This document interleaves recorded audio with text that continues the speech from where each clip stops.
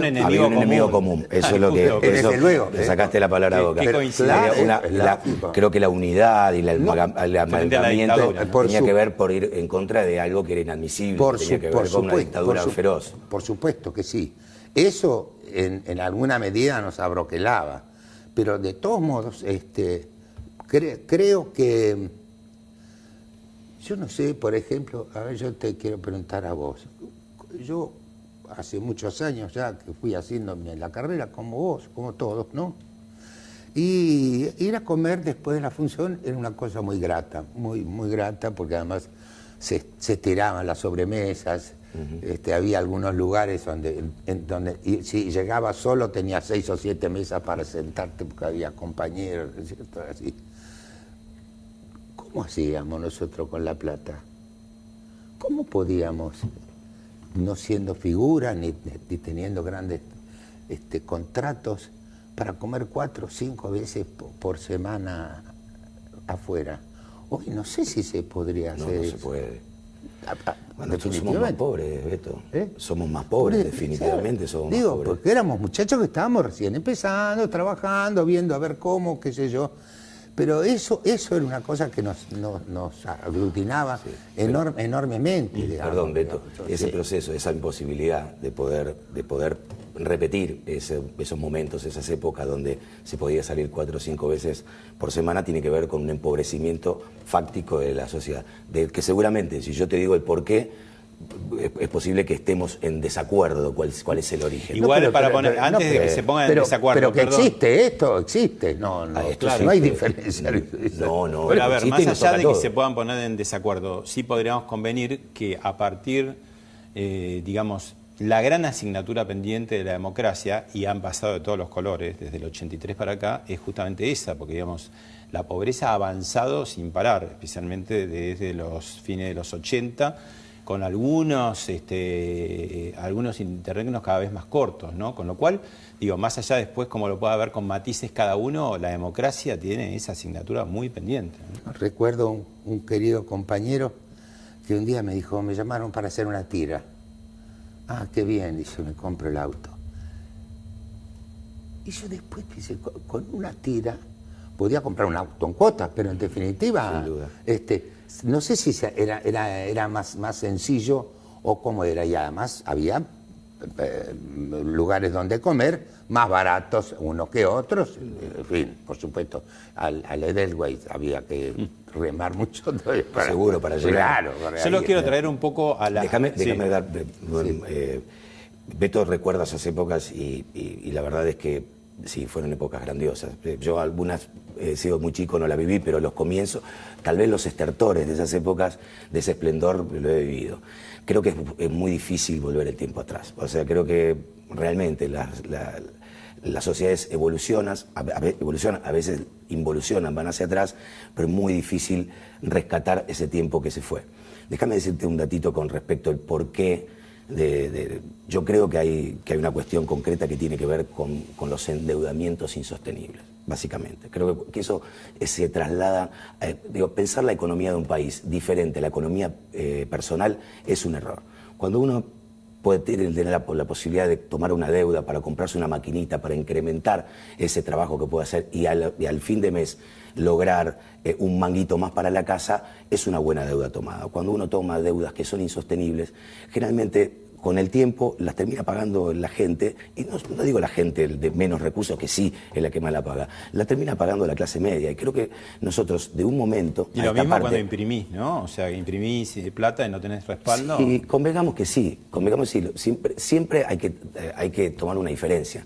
Una cosa es endeudarse en moneda propia, cuando uno tiene la máquina que no debe ser usada, por supuesto, de una forma desmedida, pero muy diferente cuando uno se endeuda de una plata que no tiene la posibilidad de acceso, y que cada vez es más cara. Yo que le pregunté a Pablo, vos después de las PASO hiciste una declaración en Twitter y dijiste, bueno, la sociedad debe darle un voto de confianza. La pregunta es, con resultado tan contundente, ¿no? Porque no es lo que se decía empate o ganar por poco. Quizás ahí decir, bueno, un voto de confianza, ¿no tiene que hacer más esfuerzos, digamos, el gobierno, porque es el que ha sido de alguna manera bastante cuestionado por los resultados, ¿no? Sí, no hay duda que la potestad la tiene el gobierno, la herramienta y la necesidad de revertir un resultado adverso es del gobierno. Lo otro es un pedido. Lo otro es un pedido claramente de aclarar la mente para saber qué es lo que se votó en el año 2019. Se votó un cambio de modelo luego de una crisis profundísima económica, de la pérdida del poder adquisitivo, como decía, ¿no? de pasar del ranking, del primer ranking en dólares, el sueldo mínimo en la región, a pasar a los últimos lugares de la región. La Argentina lleva 10 años en recesión y profundizó en los últimos 4 un montón, ¿no? Sí, pero en el año 2015 el sueldo per cápita era de $450 y en el año 2019 fue de 250, o sea, de pasar al primer lugar, más allá de las recesiones, más allá del estancamiento y el enfriamiento. La devaluación del dólar, ¿no? Sí, que en estos 2 años se ha devaluado un montón también, ¿no? Sí, se ha devaluado un montón. El gran zarpazo, por supuesto, vino en los años anteriores, donde logró que el sueldo pase de un ranking primero a un ranking de los últimos lugares. ¿Por qué digo que la gente debe acompañar con el voto? Porque ese cambio de rumbo para un gobierno que se precia de nacional, de popular, de progresista, por decirlo de alguna forma, por hablar de antinomias, progresismo versus conservadurismo, lo que viene y lo que anunció y lo que no pudo concretar, claramente, pandemia de por medio, tiene que ver con la recuperación del salario, ¿no? Con una recuperación fáctica del salario, teniendo en cuenta la caída de la producción, la caída digamos, de la economía en general, más una deuda que había que reperfilar y que no le da la posibilidad al gobierno de generar medidas más contracíclicas para que la gente tenga más dinero. Eso claramente, y otras cosas más que son... Y vos como votante, como militante... Déjame terminar la idea un cachitito. Eso claramente en las urnas el domingo se concretó y se hizo carne y se vio muy claramente. Como dice Beto, son un paso, digamos. Para mí las PASO es una herramienta maravillosa y creo que fue muy atractiva para la oposición, para Juntos con el Cambio, por el Cambio, porque tuvo la posibilidad de elegir distintos... bueno, es para eso las PASO. Por supuesto. Entonces, en realidad hacemos una mala lectura porque decir quién ganó a quién, pero en realidad es para que diriman los partidos. Para que la gente cosa pueda... que el Frente de Todos en general no lo hace. Bueno, tanto, es lógico que en una PASO, cuando el gobierno es oficialismo, trate de impulsar y poner su fronting, como sucedió también en el año de Cambiemos. O sea, ahí pierde vos un poco sos el sentido las PASO. Claro, creo que eso le sucedió a la gente, creo que pudo elegir de un lado sus representantes, para luego que esa coalición termina con una conformación determinada.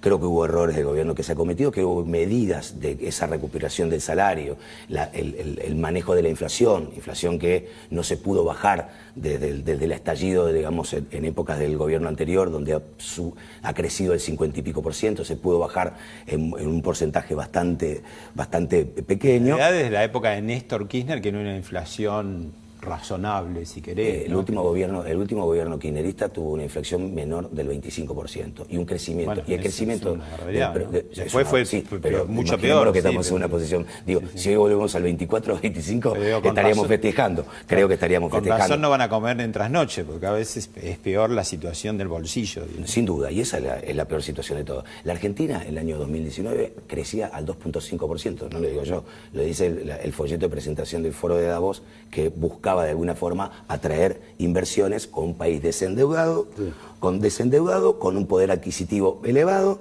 y con un crecimiento pequeño pero sostenible. ¿Y vos como militante qué le pedirías al gobierno o al Frente de Todos? Que es una coalición complicada, digamos, porque en el peronismo siempre cuando hay un líder vigente es difícil ponerse a la par o por encima. Y yo creo que esto no se resolvió, ¿no? Es un presidente que al principio venía como a equilibrar los tantos internos y no lo ha logrado, ¿no? No, lo logró durante un tiempo largo. Las derrotas generan cimbronazos internos, no solamente en el Frente de Todos, sucede en todos lados. Cuando uno triunfa, los aliados están cohesionados. ¿Qué le pediríamos? Y guardan sus opiniones, las guardan. No están guardando mucho las opiniones. Bueno, claro, sufrió una derrota concreta, un número adverso, entonces las opiniones salen a flor de piel. Humildad, claramente humildad, capacidad de observación e inteligencia como para tratar de que lo prometido, de que lo establecido dentro de las bases por la que ganó con un 48% en el año 2019 puedan llegar a puerto antes, porque la gente ya no aguanta más, no puede más. La gente la pandemia los ha destrozado, no solamente los ha destrozado económicamente, los ha destrozado también emocionalmente. O sea, hoy la gente no puede ver hacia adelante que tal vez un cambio de rumbo en la mitad de un gobierno lo que puede hacer es profundizar la crisis en la que está sumergida. O sea, no darle un voto de confianza al Frente de Todos en el medio de un periodo de gobierno es verdaderamente suicidarse. Beto. Es lo mismo, perdón, con el otro te dejo.